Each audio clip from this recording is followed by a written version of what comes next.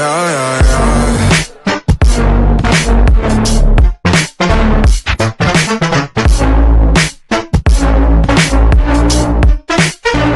Friends, welcome to my YouTube channel academy of edge. आज जो हम टॉपिक स्टार्ट कर रहे हैं उसका नाम है अकाउंटिंग टर्म्स। पढ़ा है कभी पहले? तुमने तो पढ़ा है, आपने पढ़ा है कभी? नहीं पढ़ा।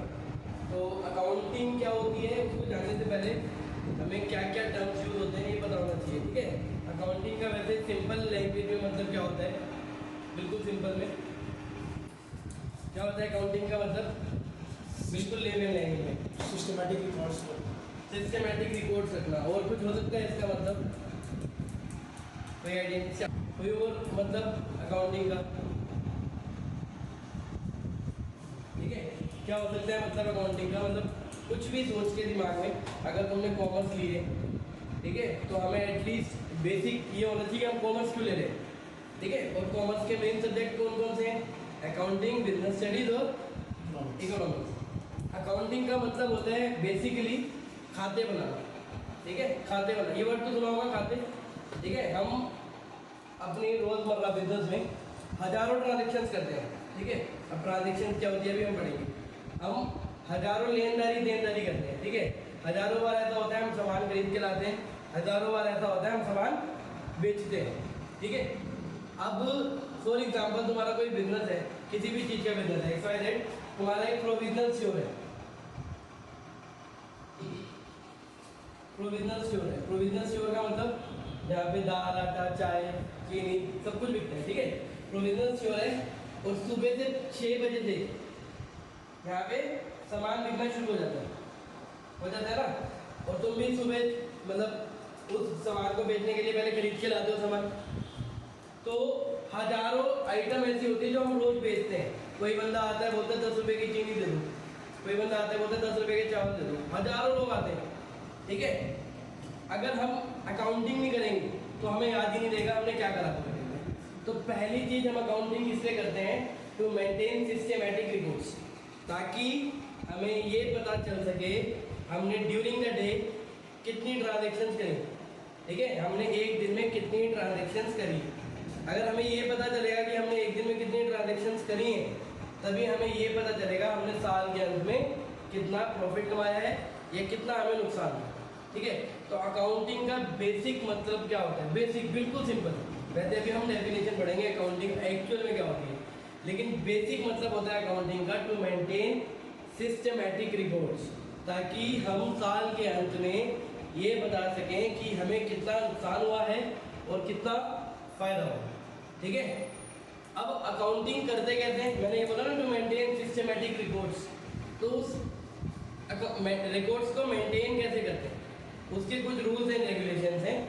उस रूल्स एंड रेगुलेशंस को जो हम सीखेंगे वो सीखेंगे हम 11वीं क्लास में और 12th क्लास में, ठीक है। कि एक बिजनेसमैन अपने यहाँ पे अकाउंट्स कैसे मेंटेन करता है, उसको हमने सीखना है 11th क्लास में, ठीक है। उस अकाउंट्स को मेंटेन करने से पहले हम कुछ बेसिक टर्म्स के बारे में पढ़ेंगे कि अकाउंटिंग में कौन कौन से ऐसे शब्द हैं, कौन कौन सी ऐसी डेफिनेशंस हैं, कौन कौन से ऐसे टेक्निकल टर्म्स हैं जो हमें सीखने हैं, ठीक है।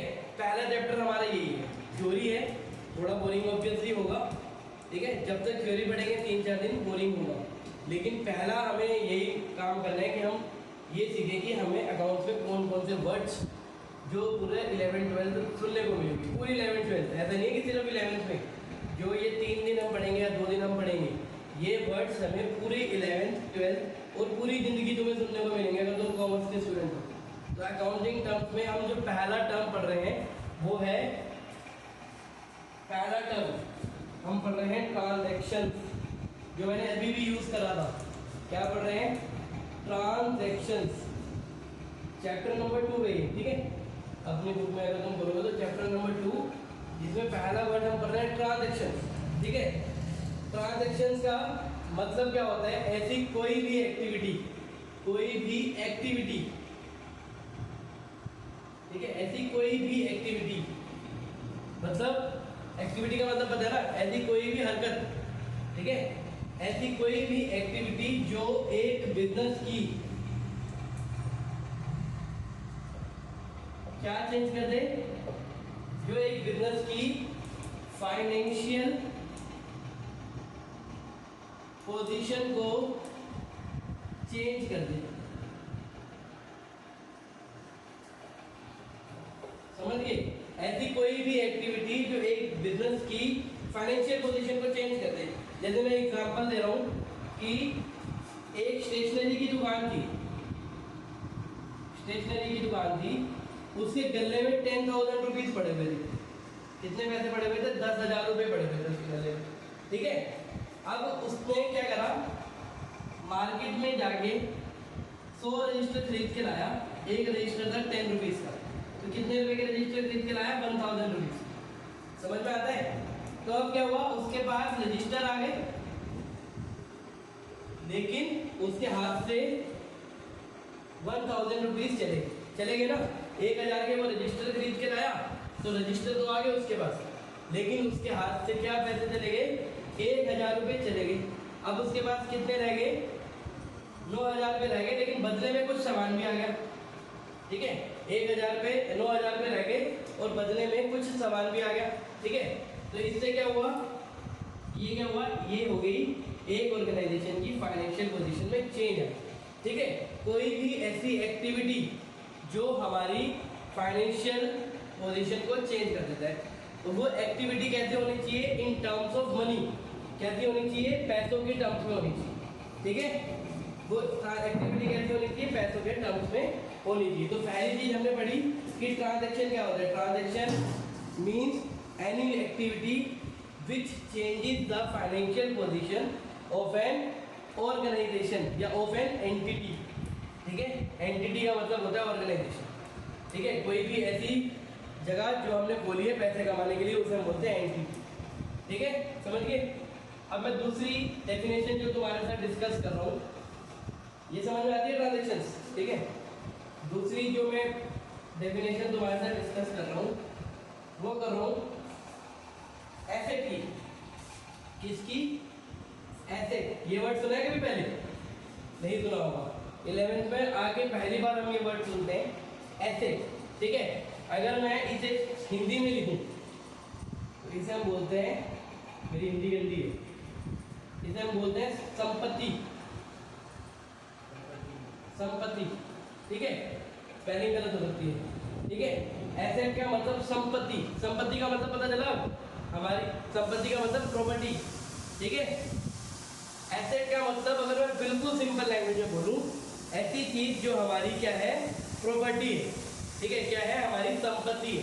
संपत्ति का मतलब जो हमारे पास है। ठीक है, जो हमारे पास है या जो हमें मिलनी है। ठीक है, फॉर एग्जाम्पल अभी मेरे पास मेरी जेब में कुछ पैसे हैं। ठीक है, मेरी जेब में भी कुछ पैसे हैं। कितने पैसे हैं? फॉर एग्जाम्पल 4,000 रुपये हैं। ठीक है, लिख लेना बाद में। ठीक है, अभी मेरे पास फॉर एग्जाम्पल 4,000 रुपये हैं, तो ये 4,000 रुपये क्या है? मेरी संपत्ति, प्रॉपर्टी। ठीक है, तो ये मेरे पास है। या फिर जो हमें मिलनी है। मिलनी का मतलब जो कहीं से आने, पैसे आने, कोई सामान आना है, कुछ भी, मतलब जो हमें आना है। जैसे अभी मैं तुम्हें ट्यूशन पढ़ा दूंगा तो तुम मेरे को 10 दिन बाद 5 दिन बाद फीस दोगी। ठीक है, तो जैसे इनका महीना 3 तारीख से स्टार्ट होता है, तो ये शुरू हो गया, तो मेरे को इनसे फीस लेनी है, तो ये क्या होगी? मेरी प्रॉपर्टी होगी। मेरे को पैसे आने हैं, संपत्ति। मैं बिल्कुल सिंपल लैंग्वेज में बोल रहा हूँ। ठीक है, जो मेरे पास है का मतलब होता है पोजेशन, जो मेरे पोजेशन में है। या फिर जो मेरे पास आनी है, वो कोई भी चीज़ होती है, पैसे हो सकते हैं, सामान हो सकता है। ठीक है, जैसे अभी मेरे पास ये सारी कुर्सियाँ हैं। ठीक है, ये सारी कुर्सियाँ हैं, ये क्या हो जाएगी? मेरी प्रॉपर्टी। ठीक है, या फिर मेरे को किसी से कोई पैसे आने हैं, वो क्या हो जाएगी? मेरी प्रॉपर्टी। समझ में आ गया? जो मेरे पास है या जो मेरे पास आने। अब ये एसेट हमारे होते हैं 2 टाइप के। एसेट होते हैं हमारे 2 टाइप के। एक को हम बोलते हैं करंट एसेट, एक को हम बोलते हैं करंट एसेट, और दूसरे को हम बोलते हैं नॉन करंट एसेट। ठीक है, एक को हम बोलते हैं करंट एसेट और एक को हम बोलते हैं non current asset. Non current assets के भी 2 पार्ट होते हैं। एक को बोलते हैं हम टेंजिबल और एक को हम बोलते हैं इनटेंजिबल। टेंजिबल के ब्रैकेट में मैं लिख रहा हूं फिक्स्ड एसेट, ठीक है। अब मैंने क्लासिफिकेशन बता दी एसिड की। बोल रहा है एसिड हमारे दो टाइप के होते हैं, एक करंट एसिड और एक non current acid. Non current की क्या क्लासिफिकेशन बता दी कि एक टेंजिबल और दूसरा इनटेंजिबल, ठीक है। करंट एसिड, एसिड का मतलब तो पता चलिए ना कि हमें हमारे पास जो भी चीज पड़ी है या जो भी चीज आनी है वो हमारा एसिड, ठीक है। अब करंट एसिड क्या हुआ? करंट एसिड का मतलब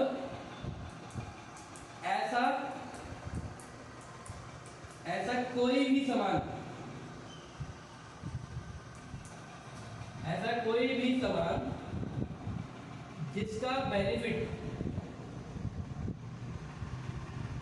हमें एक साल के अंदर मिल जाता है, ठीक है। मैं अपनी तरफ से बता रहा हूँ, बुक में अलग चीज लिखी है वो भी बताऊंगा।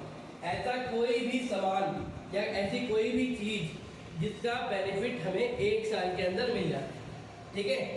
जैसे तुम अपनी दुकान पे एक पेन बेचने के लिए ले, ठीक है, तो मोटिव क्या था, इसे मैं कल बेच दूँ और पैसे कमा लूँ, तो उसका बेनिफिट मेरे को एक साल के अंदर मिल जाएगा। या मैं और भी सिंपल लैंग्वेज में लिखूँ तो ऐसा एसेट जो हम बिजनेस में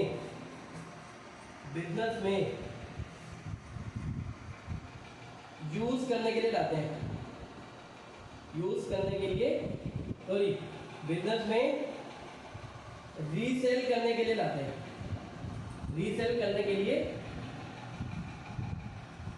लाते हैं, ठीक है।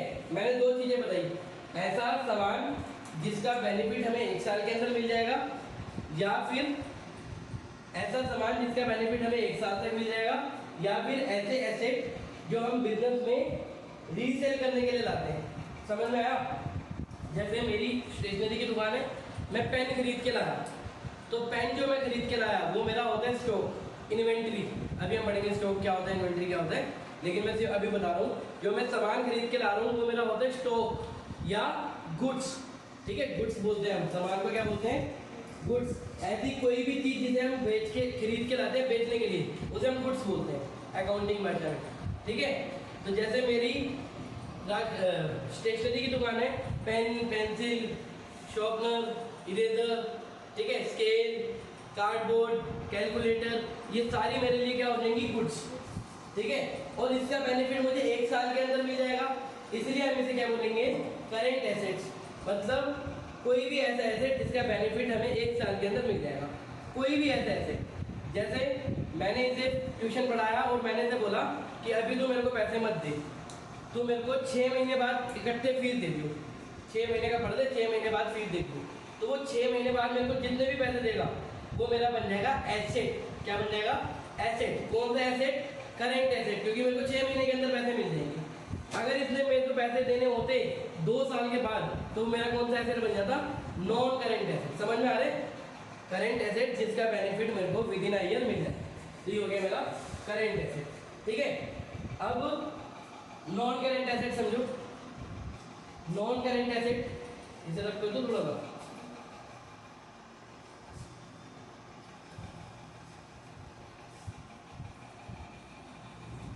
अक्षर तेरा क्लियर है ये?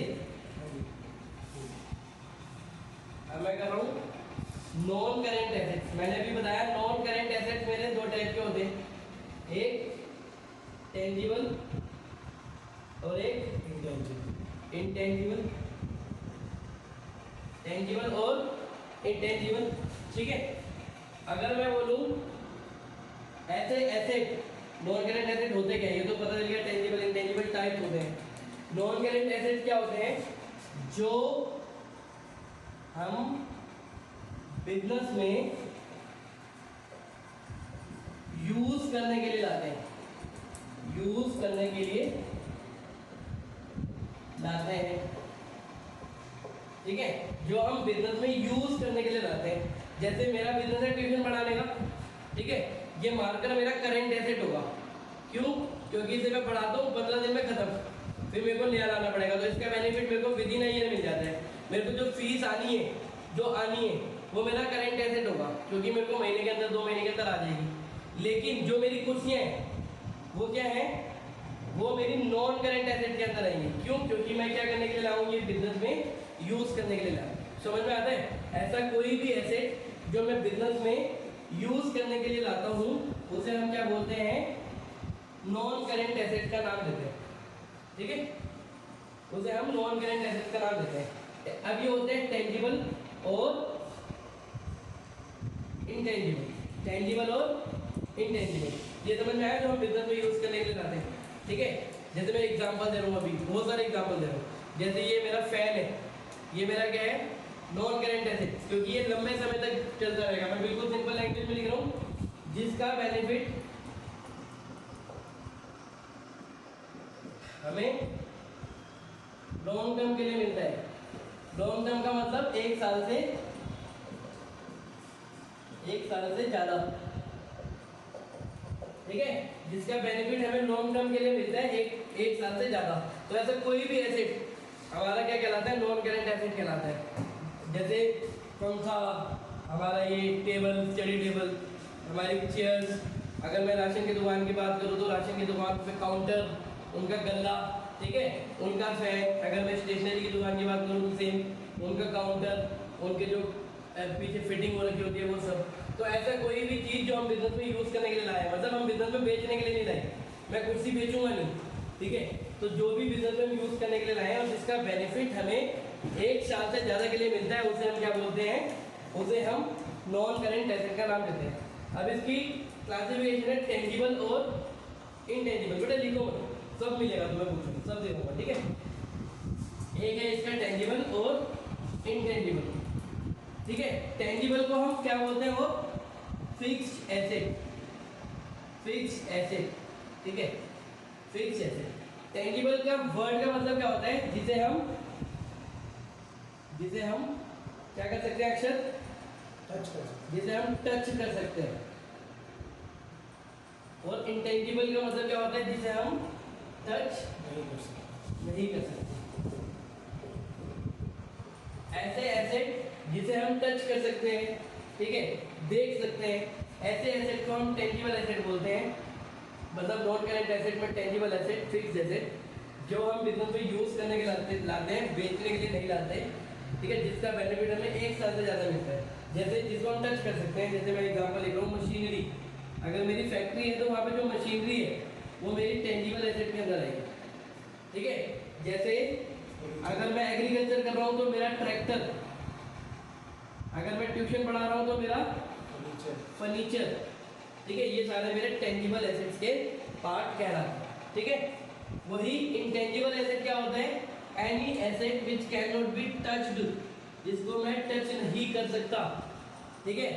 ऐसे कौन से एसेट होते हैं जिसको मैं टच नहीं कर सकता, सिर्फ महसूस कर सकता हूँ।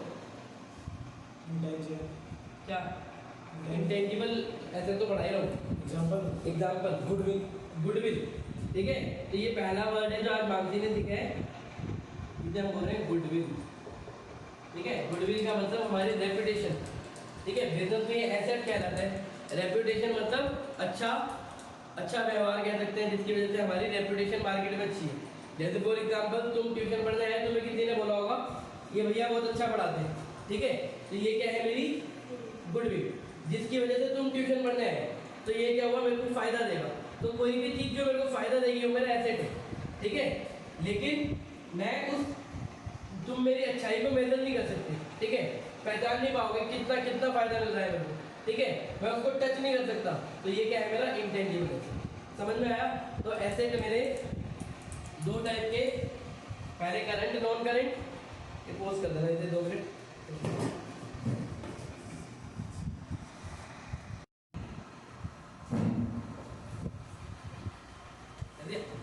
चलो, अगला टर्म है हमारा जो हम डिस्कस कर रहे हैं वो है लायबिलिटी। लायबिलिटी का मतलब क्या होता है, लायबिलिटी का मतलब जो हमने पैसा किसी को देना है, किसी बंदे को अगर हमने पैसा देना है तो उसे हम बोलते हैं लायबिलिटी, ठीक है। अगर किसी को पैसा देना है, अगर किसी को पैसा देना है, पैसा देना है, पैसा दे दिया है तो एक्सपेंस, पैसा देना है तो लायबिलिटी, समझ गए। जैसे मैं किसी से उधार पे सामान खरीद के लाता हूँ, ठीक है, उधार पे, तो इसका मतलब मैंने सामान ले लिया लेकिन पैसा भी देना है, ठीक है, तो मेरी लायबिलिटी है, ठीक है। लायबिलिटी का मतलब अगर किसी को पैसा देना है। अब लायबिलिटी हमारी दो टाइप की होती है, पहले एक इंटरनल लायबिलिटी और एक एक्सटर्नल लायबिलिटी, इंटरनल लायबिलिटी और एक एक्सटर्नल लायबिलिटी, ठीक है। इंटरनल लायबिलिटी और एक्सटर्नल लायबिलिटी। इंटरनल लायबिलिटी को समझाने से पहले मैं एक वर्ड समझा रहा हूँ, ठीक है, जिसका नाम है कैपिटल, ठीक है, कैपिटल। मैं एक एग्जांपल ले लूँ, एग्जांपल है यहाँ पे एक बंदा है जिसका नाम है एक्स, ठीक है, एक इंसान है जिसका नाम है एक्स, ठीक है। एक्स ने एक बिजनेस खोला जिसका नाम रखा एक्स एसोसिएट्स, बिजनेस का नाम है, कुछ भी हो सकता है, ठीक है।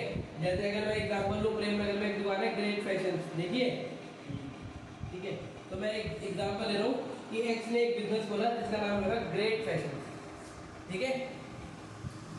अब एक्स क्या हुआ, बिजनेसमैन, और ग्रेट फैशन क्या हुआ, उसका बिजनेस। इतनी सी बात समझ में आई। एक्स हुआ बिजनेसमैन और जो उसने बिजनेस खोला ग्रेट फैशन क्या हुआ, उसका बिजनेस। अब एक्स ने जब बिजनेस खोला तो एक्स ने कुछ पैसे लगाए बिजनेस में। एक्स ने जब बिजनेस खोला, एक्स ने फॉर एग्जांपल बिजनेस में 10 लाख रुपीस लगाए, 10 लाख रुपए उसने बिजनेस में लगाए, ठीक है। 10 लाख के साथ उसने अपने घर की चेयर्स भी बिजनेस में रख दी कि बैठने के लिए चेयर्स हो जाए। उसने अपने घर से फैन उड़वाया, वो भी बिजनेस में लगा दिया, ठीक है। तो मतलब उसने जो भी चीज लगानी थी बिजनेस में लगा दी, ठीक है। तो ये जो जब बिजनेस खोलते हैं उसने जो भी सामान या पैसा बिजनेस में लगाया उसको हम क्या बोलते हैं, कैपिटल, समझ गए। Anything which is invested in the business,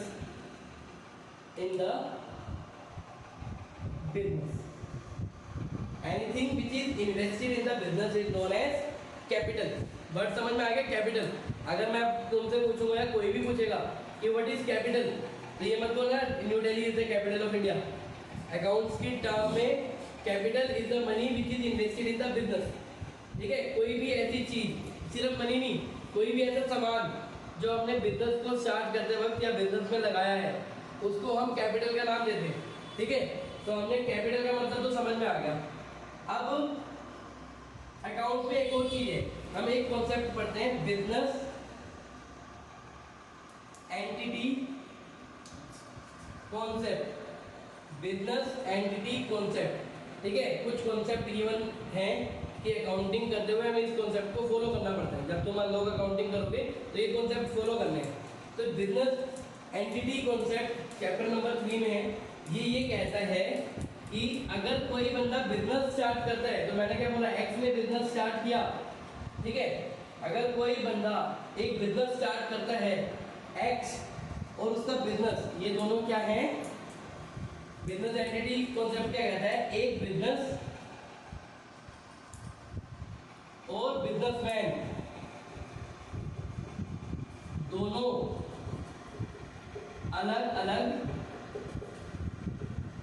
लोग हैं। समझ गए मैं क्या बोल रहा हूँ, समझ गए। मैं बोल रहा हूँ कि एज पर accounting concept, business entity concept, एक बिजनेस और एक बिजनेसमैन दोनों अलग अलग लोग हैं, ठीक है। अब अगर एक्स ने बिजनेस को कोई पैसा दिया तो बिजनेस को वो पैसा एक्स को वापस करना है, ठीक है। एक्स ने जो भी बिजनेस को पैसा दिया बिजनेस ने वो पैसा एक्स को वापस करना है, ठीक है। तो एक्स ने जो बिजनेस को पैसा दिया उसे हमने बोला कैपिटल, और ये बिजनेस ने कैपिटल एक्स को लौटाना है, कभी भी लौटाए, चाहे 10 साल बाद लौटाए, चाहे 20 साल बाद लौटाए, या 50 साल बाद लौटाए। हम एज्यूम कर रहे हैं कि एक्स को ये पैसा लौटाना पड़ेगा बिजनेस को, ठीक है। तो जितना भी पैसा कभी हम बिजनेस में लगाते हैं वो बिजनेस के लिए क्या बन जाती है, लायबिलिटी बन जाती है। समझ में आया लायबिलिटी क्यों बन जाती है? क्योंकि अभी हमने क्या पढ़ा, अगर किसी को कोई पैसा देना है तो वो लायबिलिटी है, ठीक है। इसी वजह से बिजनेस के अंदर बिजनेसमैन ने जो भी पैसा लगाया है वो बिजनेसमैन के लिए क्या बन जाएगी, लायबिलिटी बन जाएगी। समझ में आएगा, ठीक है। तो लायबिलिटी बन जाएगी ये बिजनेसमैन के लिए, पक्का समझ में आता है ना ये चीज, ठीक है। तो कैपिटल बिजनेस के लिए लायबिलिटी होती है, भले ही उसने अपने मालिक को ही देनी है लेकिन है लायबिलिटी, ठीक है।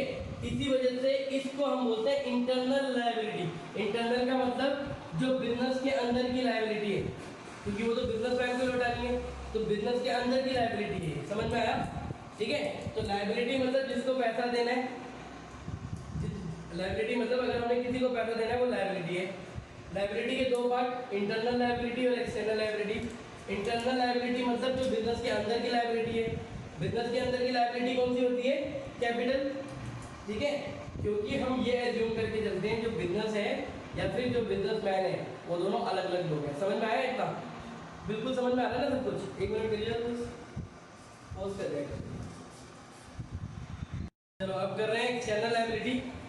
एक्सटर्नल लायबिलिटी का मतलब कोई भी ऐसा पैसा जितने, जब हमने किसको देना है, बिजनेस के बाहर के बंदे को देना है। इंटरनल लायबिलिटी बिजनेस के अंदर के बंदे को देना था। किसको देना था, प्रोपराइटर को देना था। कौन सा पैसा, जो उसने बिजनेस में कैपिटल लगा रखे। एक्सटर्नल लायबिलिटी जो बिजनेस के बाहर के बंदे को देना है। अब एक्सटर्नल लायबिलिटी हमारी दो टाइप की होती है, अभी हमने एसेट पढ़े दो टाइप के। एक्सटर्नल लायबिलिटी क्या क्या हो जाएगी हमारी, एक करंट लायबिलिटी और दूसरी non current liability. Current liability और नॉन करेंट लायबिलिटी, ठीक है। Current liability and non current liability. Current liability वो लायबिलिटी होती है जब हमें पैसा कितने दिनों के अंदर वापस लौटाना होता है, जब हमें पैसा 1 साल के अंदर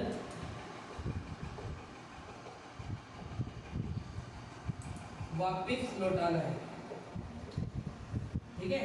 ऐसा पैसा जो हमने किसी को 1 साल के अंदर देना है, उस लायबिलिटी को हम क्या बोलते हैं, करंट लायबिलिटी बोलते हैं, ठीक है। और नॉन करंट लायबिलिटी बिल्कुल उल्टा, जब हमें किसी को पैसा 1 साल से ज्यादा के बाद देना होता है उसको हम नॉन करंट लायबिलिटी बोलते हैं। अगर मैं सिंपल बोलूं, लायबिलिटी कोई भी ऐसा पैसा जो हमने देना है उसे हम लायबिलिटी कहते हैं। लायबिलिटी दो टाइप की होती है, इंटरनल और एक्सटर्नल। इंटरनल लायबिलिटी मतलब ऐसा पैसा जो हमने विद इन ऑर्गेनाइजेशन किसी को देना है, मतलब प्रोपराइटर का पैसा जो हमने वापस करना है कैपिटल वाला, उसको हम इंटरनल लायबिलिटी बोलते हैं। एक्सटर्नल लायबिलिटी जो हमने पैसा बाहर के बंदे को देना है, ठीक है। कोई भी ऐसा पैसा जो हमने बाहर के बंदे को देना है। एक्सटर्नल लायबिलिटी दो टाइप की होती है, करंट लायबिलिटी। करंट लायबिलिटी मतलब अगर हमने किसी को 1 साल के अंदर पैसा लौटाना है तो वो हमारी करंट लायबिलिटी है। अगर हमने किसी को 1 साल से बाद पैसा देना है तो हमारी नॉन करंट लायबिलिटी है, ठीक है। अब मैं इसकी एग्जांपल दे रहा हूँ। करंट लायबिलिटी का एग्जांपल क्या है, मैं किसी से सामान खरीद के लाया और मैंने उसे बोला मैं 3 महीने में पैसे दे दूंगा, तो 1 महीने 3 महीने 1 साल के अंदर देना है वापिस, तो मेरी करंट लायबिलिटी होगी। मैंने बैंक से पैसा उधार ले रखा है अपने बिजनेस के लिए और वो मेरे को 15 साल बाद चुकाना है, बस बैंक के लोन तो ऐसे ही चलता है ना 10 साल 15 साल के लिए, तो वो मेरी क्या हो जाएगी, नॉन करंट लायबिलिटी। समझ में आते हैं इतना? चलो अब मैं जो टर्म समझा रहा हूँ उसका नाम है डेटर एंड क्रेडिटर्स, ठीक है। जिसको ये टर्म समझ में नहीं आएंगे वो दोबारा मेरे से पूछ सकते हैं, नहीं तो अब तो वीडियो बना रहा हूँ, वीडियो डाल दूंगा तो फटाफट करके उसे देख लेना, ठीक है। चलो अब मैं पढ़ा रहा हूँ डेटर्स एंड क्रेडिटर्स। इसमें बहुत कंफ्यूजन होती है शुरुआत में, है ना, शुरुआत में बहुत कंफ्यूजन होती है इसमें। Debtors and creditors. पहली बार सुने, लोग इसे पढ़ते हैं डेब्टर्स, डेब्टर्स मत पढ़ना। क्या है ये? डेटर्स। और बहुत सारे पढ़ते हैं, जब भी तुम पहली बार पढ़ोगे तो डेब्टर्स ही पढ़ोगे, है ना, वो तो तुम्हें पता नहीं है, डेटर्स बोलते हैं, ठीक है। इसे हम बोलेंगे डेटर्स और इसको हम बोलेंगे क्रेडिटर्स। यही हमारा सब कुछ है पूरे बिजनेस में, असली में यही मेन चीज है, डेटर्स और क्रेडिटर्स, ठीक है। डेटर्स का मतलब क्या होता है? सिंपल, मैं लिख रहा हूं, जिससे पैसे लेने हैं, ठीक है। किसको? बिजनेसमैन को, बिजनेस को। अगर बिजनेस को किसी से पैसे लेने हैं तो वो बिजनेस के लिए डेटर है। जैसे अभी मैंने तुम चारों से फीस लेनी है तो तुम मेरे लिए क्या हो? डेटर्स। समझ में आ गए? और तुम मेरे को एक दिन के, एक साल के अंदर पैसे वापस दे दोगे, तो इसलिए ये करंट एसेट होते हैं। क्या होते हैं ये? करंट एसेट, ठीक है। अभी मैंने डेफिनेशन पढ़ी थी एसेट की। एसेट में मैंने करंट एसेट बताया था जिसमें हमें एक साल के अंदर पैसा मिलना होगा, ठीक है।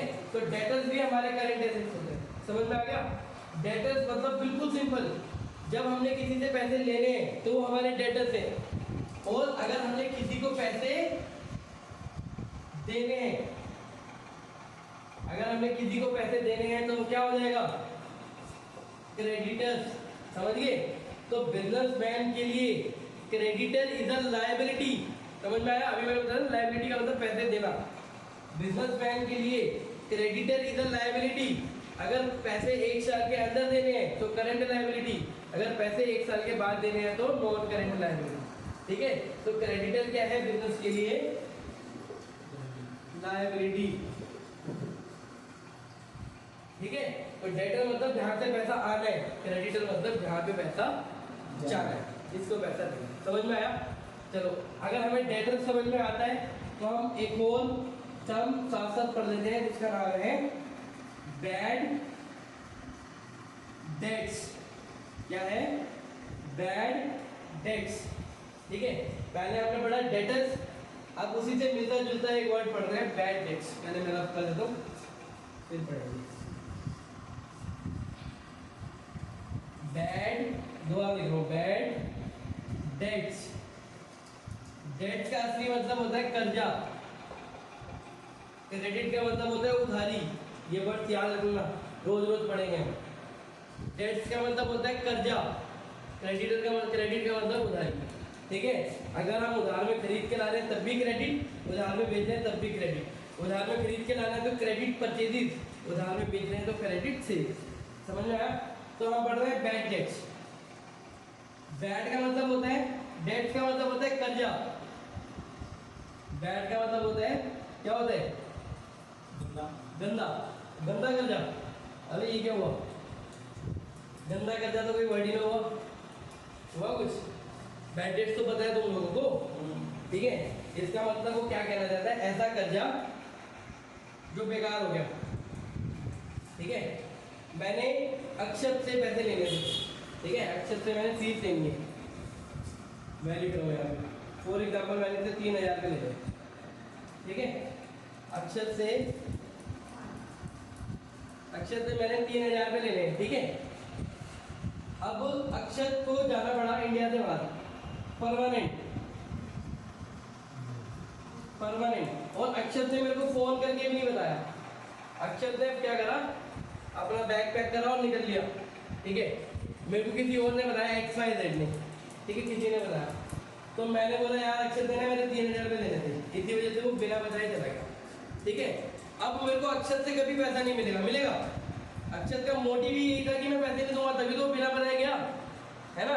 अगर अक्षत का मोटिव होता कि वो मेरे को पैसे देगा तो वो मेरे को फोन करता, बोलता भैया मैं इंडिया के बाहर जा रहा हूँ, आप अपना अकाउंट नंबर दे देना, मैं पैसे डाल दूंगा। लेकिन अक्षत ने पैसे ही नहीं देने थे, तो मेरे को समझ में आया कि अक्षत ने पैसे नहीं देने। तो ये पैसा जो मेरे को किसी से आना है और मेरे को चांसेस है कि ये नहीं आएगा, क्या नहीं आया, उसको हम क्या बोलते हैं? Bad debts. समझ में आया? ऐसा कर्जा जो गंदा हो गया, ठीक है, मतलब ऐसा पैसा जो हमें नहीं मिला। समझ में आया? ऐसे पैसे को हम बोलते हैं, ऐसी चीज को हम बोलते हैं बैड डेट्स। बैड डेट्स जो हमें नहीं मिला, ठीक है। ये बिजनेस के लिए क्या होता है?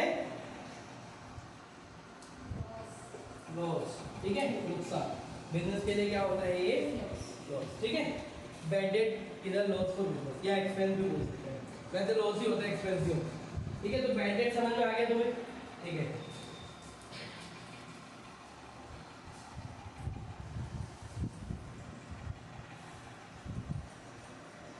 चलो अब मैं नेक्स्ट टर्म पढ़ा रहा हूँ, कौन सी, जिसका नाम है परचेजिज, ठीक है। और एक मैं यहाँ पे लिख रहा हूँ, क्या लिखूंगा, सेल्स, ठीक है। एक का नाम लिखूंगा यहाँ पे परचेज रिटर्न, और यहाँ पे लिख रहा हूँ सेल्स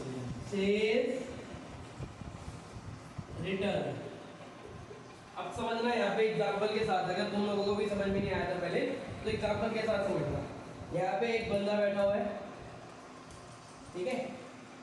इस बंदे की दुकान है, किस चीज की दुकान है, किसकी, स्पेयर पार्ट्स की, चलो स्पेयर पार्ट्स की,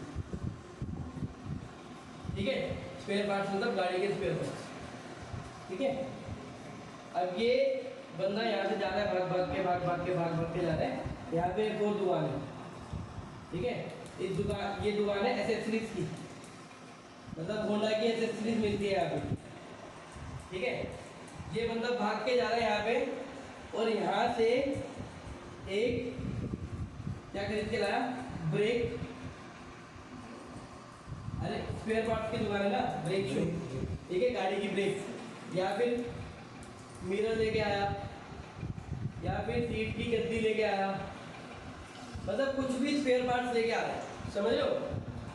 ये क्या, भाग के ये गद्दी लेके आया, ब्रेक शू लेके आया, मिरर लेके आया, तो ये क्या बोलेगा आके पापा को, पापा कर रहे हैं ना बिजनेस के साथ में बैठे, पापा मैंने गद्दी ली, ठीक है, या पापा मैंने ब्रेक शू खरीद के लाया, परचेज करके लाया, पापा मैं मिरर परचेज करके लाया, है ना। अब जब ये दोबारा जा रहा है यहाँ पे, अब भाग के जा रहा है, यहाँ पे एक और दुकान है, यहाँ पे इसे मिलता है फर्नीचर, ये खड़े थक जाता था, तो ये बोलता है मैं अपने लिए चेयर भी ले आता, ठीक है। तो ये अपने लिए चेयर भी परचेज करके लाया, समझ लो। एक बारी वो दुकान के लिए एसेसरीज परचेज करके लाया, एक बारी वो दुकान पे बैठने के लिए चेयर परचेज करके लाया, दोनों बार परचेज करी, है ना, दोनों बार सामान खरीद के ला रहे। लेकिन अकाउंटिंग में परचेजिज किसे बोलते हैं, अकाउंटिंग में परचेजिज सिर्फ उस सामान को बोलते हैं, सामान को बोलते हैं जो वो बेचने के लिए लाया है, बेचने के लिए लाया है, समझ में आया। जब वो कुर्सी खरीद के लाया ना, वो बोलेगा तो यही कि मैं परचेजिज करके लाया हूँ, लेकिन जब अकाउंटिंग करेगा तो उसे परचेजिज के नाम से नहीं डालेगा, उसे कुर्सी के नाम से डालेगा, चेयर के नाम से डालेगा, समझ लो मैं क्या बोल रहा हूँ। जब वो मशीनरी खरीद के लाएगा ना, तो वो मशीनरी के नाम से डालेगा, जब वो साइकिल खरीद के लाएगा तो वो साइकिल के नाम से डालेगा। बिजनेस में कोई चीज यूज करने के लिए लाया तो वो उसी नाम से डालेगा, ठीक है। अगर वो पंखा खरीद के लाया तो वो पंखे के नाम से डालेगा, मतलब फैन के नाम से डालेगा, ठीक है। कोई भी ऐसा एसेट जो वो बिजनेस में यूज करने के लिए लाया है तो वो अकाउंटिंग करते हुए उसी एसेट के नाम से डालेगा उसे, ठीक है। लेकिन बिजनेस में अगर वो कोई सामान बेचने के लिए लाया है तो वो बोलेगा परचेजिज करके लाया हूँ, तो वो हर चीज को परचेजिज के अंदर ही डालेगा, अलग अलग नहीं डालेगा। ये नहीं डालेगा गद्दी लेके आया, ब्रेक शू लेके आया, मिरर लेके आया, तो 1000 सामान लेके आया तो 1000 चीज नहीं लिखेगा, तो वो यही बोलेगा पापा आज मैं परचेजिज करके लाया। और जब वो मशीनरी खरीद के लाएगा तो बोलेगा पापा आज मैं मशीनरी खरीद के लाया, समझ में आ गया। परचेजिज का मतलब जब हम सामान बिजनेस में बेचने के लिए खरीद के लाते हैं उसे हम परचेजिज कहते हैं, ठीक है। और जब लाया हुआ सामान हम बेच देते हैं उसे हम सेल्स कहते हैं, ठीक है। कुछ भी बेचे, वो अपनी या अब दुकान पे हल्का सा नट भी बेचेगा ना तो वो ये बोलेगा पापा मैंने सेल्स करी, ठीक है। लेकिन जब वो अपनी दुकान की कुर्सी कबाड़ी को बेचेगा तो वो ये नहीं बोलेगा सेल्स करी, वो बोलेगा मैंने एसेट बेचा, समझ में आया। तो जब भी कोई सामान बेचने के लिए खरीद के लाएगा तो परचेजिस, और उस सामान को बेच देगा तो सेल्स। समझ में आया? क्लियर हो गया? ठीक है, अगर नहीं क्लियर होगा तो वीडियो देखना, दोबारा क्लियर हो जाएगा, इससे मेरे व्यू की बढ़ जाएंगी। चलो, इसके बाद मैं बता रहा हूँ परचेज रिटर्न। परचेज रिटर्न, अभी एसेसरी में क्या था होंडा की दुकान पे, ये गद्दी खरीद के लाया, लेकिन गद्दी में क्या था? छेद। ठीक है, गद्दी में छेद था, तो अब ये क्या कर देगा? इस गद्दी को वापस कर देगा, तो इसको वो क्या बोल देगा? Purchase return. जो भी हम परचेज करके आए उसको लौटा देना, मतलब परचेज रिटर्न। पैसे लेगा और गद्दी लौटा देगा। इसका दूसरा नाम भी होता है, जैसे कन्हैया जी का दूसरा नाम क्या है? किशन। परचेज रिटर्न का दूसरा नाम है रिटर्न आउटवर्ड्स। याद रखना, ये बहुत जरूरी है। ठीक है, कन्हैया जी का एक नाम है किशन और दूसरा कन्हैया, तो वही परचेज रिटर्न का एक नाम है परचेज रिटर्न और दूसरा है रिटर्न आउटवर्ड्स। ऐसे ही सेल्स रिटर्न का मतलब इसने सामान बेचा, जिस कस्टमर को बेचा उसको पसंद नहीं आया, वही से वापस कर गया, तो वो हो गया सेल्स रिटर्न। समझ में आया सेल्स रिटर्न क्या होता है? और सेल्स रिटर्न का दूसरा नाम क्या होता है? Return inwards. समझ में आ गया? ये चीजें बहुत जरूरी है याद रखनी। ऐसा तो लगेगा बहुत ही इजी है यार, है ना, लेकिन इतना ज्यादा इसका रेलेवेंस है ना अकाउंटिंग में। जैसे तुम अकाउंटिंग इक्वेशन में देख लो, तुमने चैप्टर पढ़ा ना, जिसमें लिखा परचेज गुड्स, हर वाली गुड्स में डाल देते, लेकिन जैसे ही आ जाते परचेज मशीनरी अलग कॉलम बना देते। ठीक है, तो इसका अकाउंटिंग में बहुत रेलेवेंस है। देखने में चीजें बहुत ऐसा लगता है यार ये क्यों पढ़ा रहे हैं 2 दिन से। अकाउंटिंग टर्म्स, अगर मैं तुम लोगों को अकाउंटिंग टर्म्स क्लियर ना कराता ना, तो तुम्हें अकाउंटिंग इक्वेशन समझ में ना, गारंटी है ये बात की। ठीक है, अकाउंटिंग टर्म्स बहुत जरूरी है। जो छूट रही है उसे छोड़ दो, वो बाद में क्लियर हो जाएगी। ठीक है, चलो, ये हो गया हमारा परचेज सेल्स, परचेज रिटर्न और सेल्स रिटर्न। अब कौन सी पढ़े? कैश डिस्काउंट और trade discount. Trade discount, discount का मतलब सबको पता है, मतलब इसको नहीं पता होगा। डिस्काउंट का मतलब सभी सबको पता है। डिस्काउंट का मतलब होता है छूट मिलना। हम 10 रुपए की चीज़ 8 रुपए में ले रहे हैं तो डिस्काउंट। ठीक है, सबको पता है। लेकिन अकाउंटिंग में 2 तरीके के डिस्काउंट होते हैं, एक होता है ट्रेड डिस्काउंट और एक होता है कैश डिस्काउंट। ये इसका भी एग्जाम्पल देता हूँ, अक्षत ही, अक्षत ही जाएगा रोज। ठीक है, अक्षत, बस सुन लो इधर। अक्षत सामान खरीदने गया, ठीक है, अक्षत ने एक गद्दी दी, कितने की? 500। और कितने की आती है? 500 रुपए की। लेकिन ये कितनी गद्दी खरीदनी थी? 100 गद्दी, तो कितने पैसे देंगे? 50,000। ठीक है, लेकिन ये दुकानदार में जाके बोला नहीं नहीं ऐसे नहीं होगा, मेरे को थोड़ा सा डिस्काउंट चाहिए, मैं एक साथ 200 गद्दी लेने आ रहा हूँ, मेरी वजह से तुम क्या कर रहे हो? पैसा कमा रहे हो। ठीक है, तो ये बोल रहा मैं तो ले जा ही नहीं रहा। उसने मतलब पहले गद्दी भी पैक कर दी, ठीक है, तो उसके बाद बोल रहा मैं तो ले जा ही नहीं रहा, मेरे को चाहिए छूट, मेरे को चाहिए डिस्काउंट। तो इसने जब सामान बल्क में खरीदा, ज़्यादा में ना, ज़्यादा क्वांटिटी में, उस समय तो डिस्काउंट मिला। इसे उसने बोला चल ठीक है यार, क्या याद रखेगा, तो 49,000 दे दे, 1000 रुपये का डिस्काउंट हो गया। तो ये होता है ट्रेड डिस्काउंट। ठीक है, जब हम सामान ज़्यादा क्वांटिटी में खरीदते हैं और हमें डिस्काउंट मिलता है एमआरपी के ऊपर, ठीक है, एमआरपी के ऊपर, लिस्ट प्राइस के ऊपर, तो उस डिस्काउंट को हम बोलते हैं ट्रेड डिस्काउंट। समझ में आया?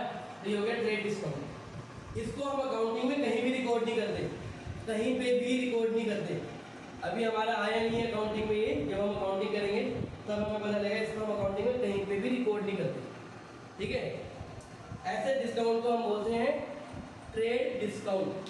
ठीक है, अब जब इसने डिस्काउंट भी ले लिया, उसने बोला दे दे भाई 49,000 रुपीज़ दे दे, तो इसने बोला अरे यार मैं तो ना अपना पर्स घर में बुलाया, ठीक है, तो मैं ये पैसे दूंगा तुम्हें 2 महीने बाद, आफ्टर 2 months।